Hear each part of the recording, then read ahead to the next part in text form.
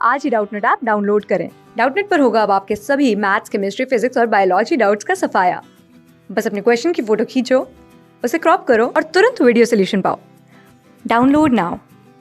Hello guys, हमें इस question में दे रखा है कि any first degree equation in X Y Z, ठीक है, रिप्रेजेंट किसको करता है? प्लेन को। ठीक है, तो एक लीनियर इक्वेशन जो होता है एक्स वाई जेड में, वो प्लेन के इक्वेशन को रिप्रेजेंट करता है। ठीक है, तो अब क्या बोला है, ये हमारा जनरल इक्वेशन है प्लेन का। ठीक है, आगे बोला है कि अगर p हमारा लेंथ है परपेंडिकुलर का फ्रॉम ओरिजिन से उस प्लेन पे, ठीक है, और जो डायरेक्शन को साइन है उस नॉर्मल का, ठीक है, वो lmn है। तो बोला है कि जो इक्वेशन है प्लेन का नॉर्मल फॉर्म में हम ऐसे लिख सकते हैं कि Lx plus M Y plus N Z equal to P1।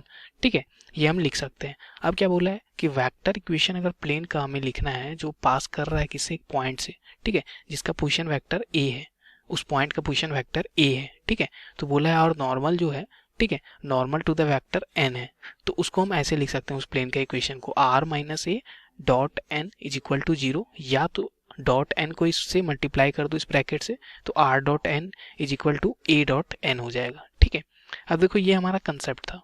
अब नीचे हमें क्या बोला है क्वेश्चन में कि सपोज करो कि एक वेक्टर n है, ठीक है, जिसका मैग्नीट्यूड 2√3 है। ओके, सच दैट कि ये मेक करता है equal angle, okay, coordinate axis के साथ। ओके, यहाँ पे जो n है वो नॉर्मल है एक प्लेन के, ठीक है, जो कंटेन करता है पॉइंट को 1 और 2 को। तो बोला है कि जो वेक्टर n है वो किसके इक्वल होगा ये बताओ। तो यहाँ पे देखो, अगर हमें वेक्टर n को लिखना है, ठीक है, तो वेक्टर n हमारा क्या हो जाएगा? वेक्टर n मतलब इसका मैग्नीट्यूड दैट इज 2√3 हमें दिया हुआ है। ठीक है, इनटू क्या होता है हमारा डायरेक्शन कोसाइन, अगर हमें पता चल जाए, जो कि LMN में मानता हूँ डायरेक्शन कोसाइन को, तो LI cap plus MJ cap plus NK cap के फॉर्म में हमें लिखना पड़ेगा। ठीक है, तो हमारा वेक्टर n मिल जाएगा, जहाँ पे LMN हमारा क्या है? डायरेक्शन कोसाइन है। ठीक है, वेयर वेयर हमें यही फाइंड आउट करना है, वेक्टर n फाइंड आउट करना है, इसको इक्वेशन नंबर 1 बोल देते हैं। ठीक है, अब देखो यहाँ पे मैं बोल रहा हूँ where LMN are direction cosines. ठीक है, तो डायरेक्शन कोसाइंस है किसके साथ? एक्स वाई जेड के साथ, X Y and Z respectively. Okay, तो रिस्पेक्टिवली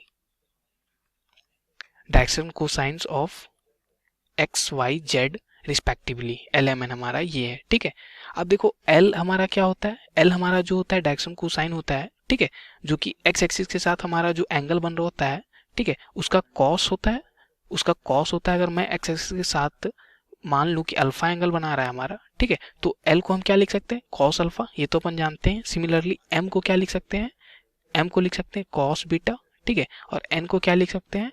कॉस गामा। मान लो अल्फा बीटा गामा एंगल बना रहा होगा, बट इस कंडीशन में क्या दिया है? इस कंडीशन में दिया है कि इक्वल एंगल मेक करता है कोऑर्डिनेट एक्सिस के साथ, मतलब एक्स वाई जेड एक्सिस के साथ। तो अल्फा बीटा गामा तीनों इक्वल है, तो मैं लिख सकता हूँ ना कि L equal to cos alpha, M equal to cos alpha, और N भी हमारा हो जाएगा कॉस अल्फा, क्योंकि अल्फा बीटा गामा हमारे इक्वल ही है। ओके, हमें इक्वल एंगल बोला है कोऑर्डिनेट एक्सिस के साथ। ठीक है, तो देखो ये हमने लिख लिया। अब हम डायरेक्शन कोसाइन में एक रिलेशन जानते हैं कि L square plus M square plus N square equal to 1 होता है। ठीक है, तो यहाँ से मैं L का वैल्यू अगर पुट करूँ तो वो क्या हो जाएगा?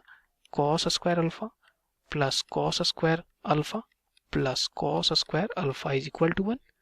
LMN का वैल्यू हमने पुट कर दिया। ठीक है, तो यहाँ से आ गया 3 times cos square alpha equal to 1। Okay, तो अगर मैं यहाँ से कॉस स्क्वायर अल्फा निकालूँ तो वो क्या आ जाएगा? 1/3। तो कॉस अल्फा हमारा क्या आ गया? प्लस माइनस 1/√3 आ गया। ठीक है, अब देखो हमें चाहिए क्या था?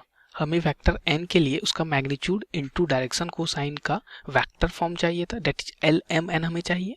तो देखो LMN हमने निकाल लिया है। कैसे?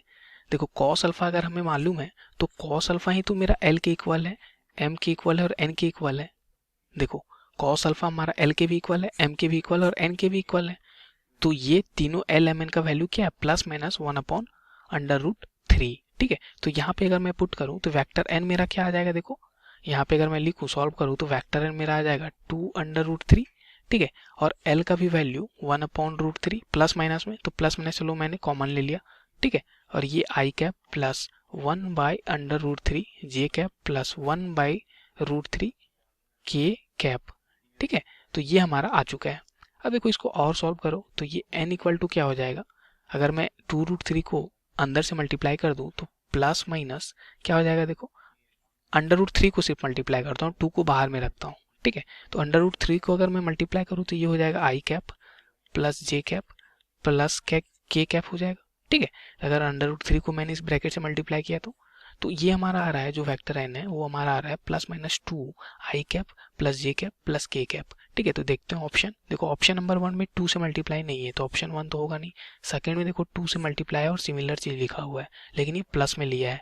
एक और माइनस में भी हो सकता था, बट हमें ऑप्शन में अगर माइनस में नहीं दिया है तो प्लस वाला तो दिया ही है, तो ऑप्शन नंबर 2 तो हमारा बिल्कुल करेक्ट है, ठीक है। ऑप्शन 3 देखो यहाँ पे माइनस है तो ये तो होगा नहीं, और ऑप्शन 4 बोल रहा है नन ऑफ दिस, तो ये होगा नहीं। तो हमारा कौन सा ऑप्शन करेक्ट हो जाएगा, ऑप्शन नंबर 2, ठीक है। थैंक्स। क्लास 6 से 12 से लेके नीट, IIT, जेई मेंस और एडवांस के लेवल तक 10 मिलियन से ज़्यादा स्टूडेंट्स का भरोसा। आज ही डाउनलोड करें डाउटनेट ऐप या व्हाट्सएप कीजिए अपने डाउट्स 8400 400 400 पर।